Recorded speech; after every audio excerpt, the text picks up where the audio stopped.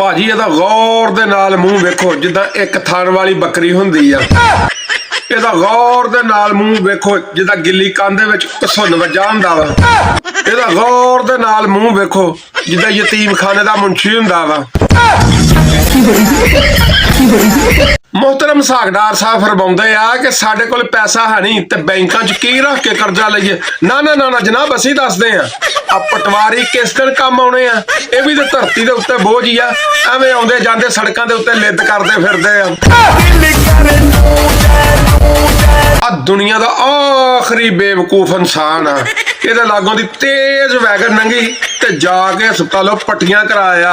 मैं कहा पट्टियां क्यों करा के आया? कहना भाई जी जब वज जाती तो फिर भी तो करवाउणियां सी ना। इन्हां सारियां रौला पाया कि इमरान खान असैंबली तोड़ के ज्यादती करेगा। उरे आओ उरे आओ। ओ भाई ओ इमरान खान वा इलियास कश्मीरी नहीं। हाजी जांदियां जांदियां अपना 12 अरब रुपया खरा करने वास्ते चोरां नूं 1100 अरब रुपया अल्लाह वास्ते छड्ड गया ते जान लग्या आंदा कि पाकिस्तान दी मशीयत बदहाली दा शिकार आ। उरे आ हाजी उरे आ उरे आ।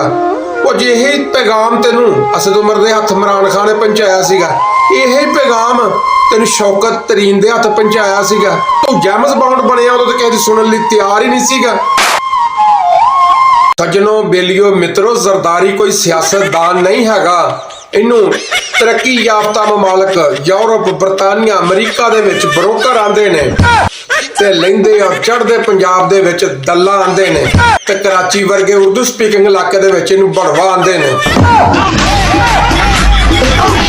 चलो मेरे दोस्तों अपने सोने रब दे अगे हथ चुक के दुआ करो, ऐ मेरे अल्लाह पीटीआई वालों को इमरान खान जैसे बेटे, नून लीग वालों को मरियम जैसी बेटियां और पीपल पार्टी वालों को बिलावल जैसे बेटे अता फरमा।